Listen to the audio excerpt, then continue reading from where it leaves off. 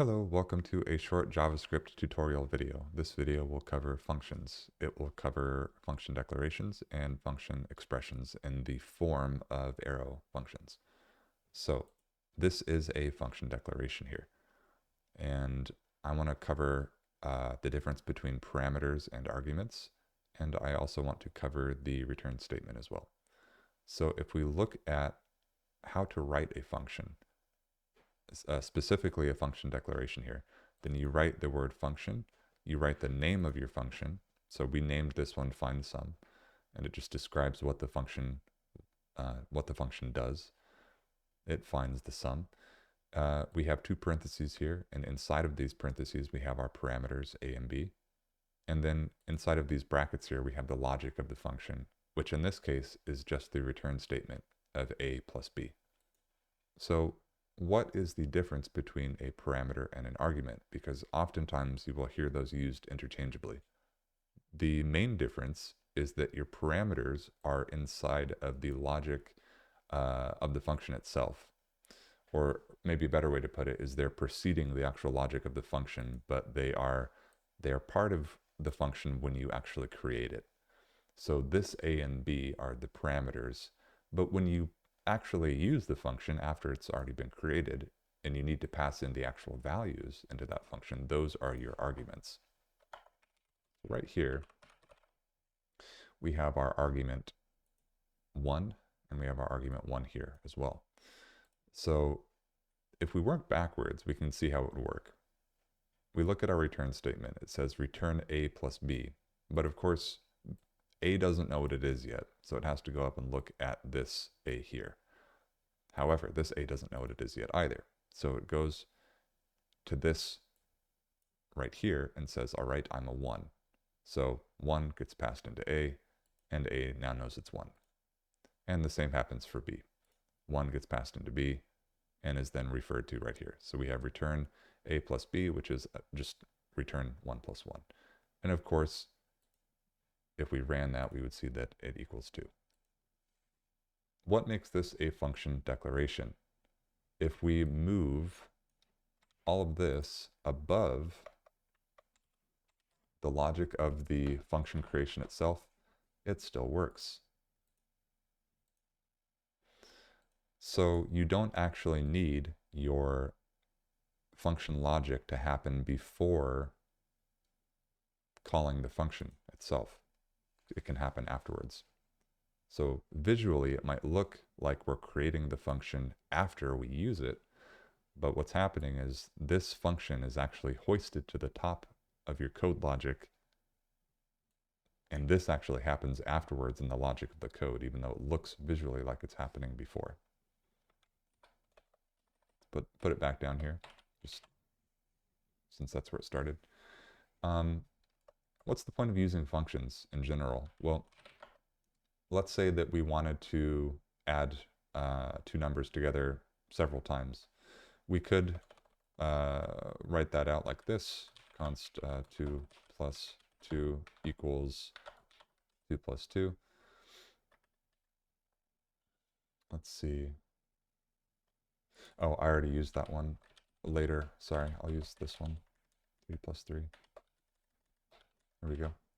So yeah, the reason that aired out is because I have it down here, because I was going to use that for an arrow function.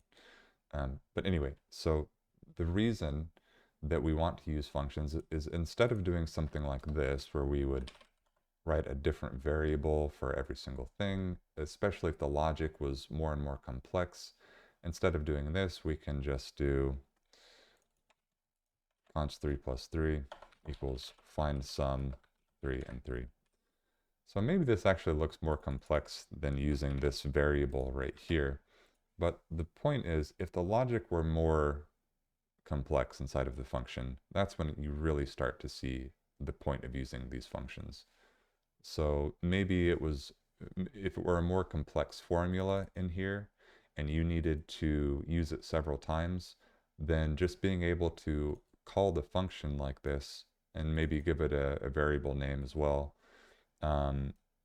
that will give you that result every single time. Whereas instead, if you didn't write the function out, and you just wrote the logic of it every single time, then you would actually be making your code bloat quite a bit. And you would also be repeating yourself.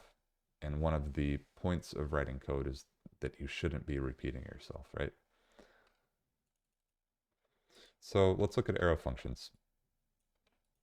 Let's bring this up here. All right, so this is find sum 2. It's actually exactly the same function as this, but it's an arrow function. We're going to comment out this console log, and we're going to uncomment this one. And let's clear our console here. So the way to write an arrow function is typically you'll set it to a variable. So we're calling this one find sum 2. You set it equal to parameters, which then goes into an arrow, which implies a return statement. So even though we're not writing the word return, you can think of this arrow as kind of like the return keyword itself.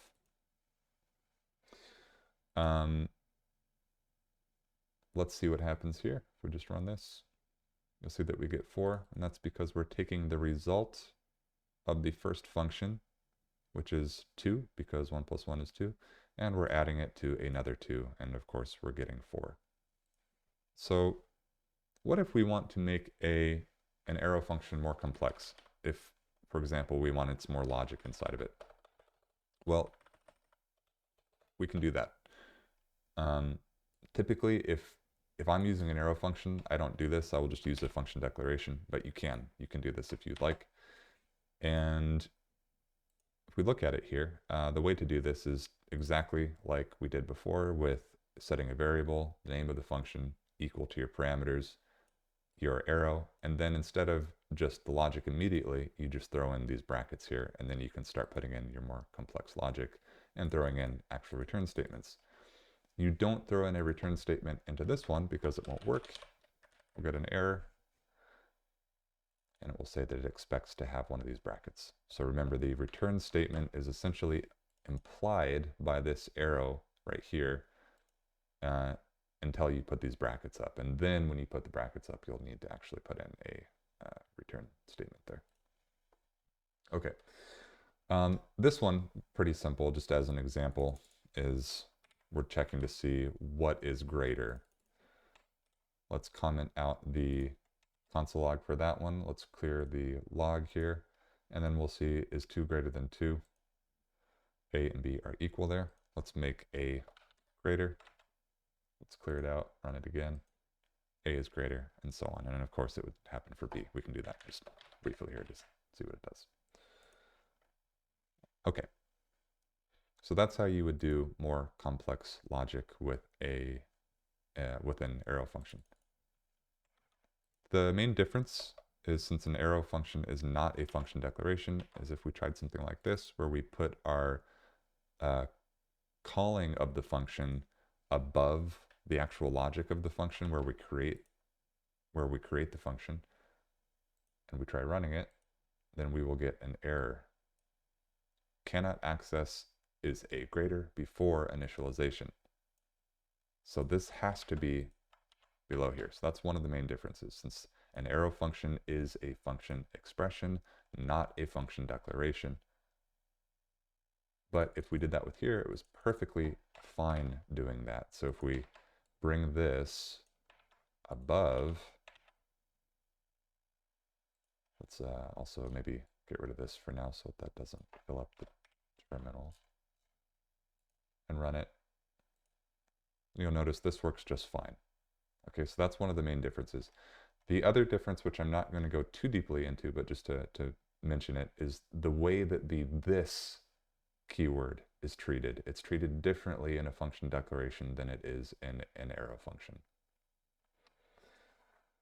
Okay, I think I covered most of what I wanted to cover, and the last thing I wanted to say is just remember that your return statement is what the value of that function is going to be considered whenever you pass in your arguments into that function. So yeah, that's hopefully makes sense. So for example, find sum 2, if we passed in 1 and, let's say we passed in 2 and 2, it returns 2 plus 2, which is 4. And so when we reference this again later on in our code, we're actually just referencing the number 4. And that's what it returned. Okay, I hope this was helpful.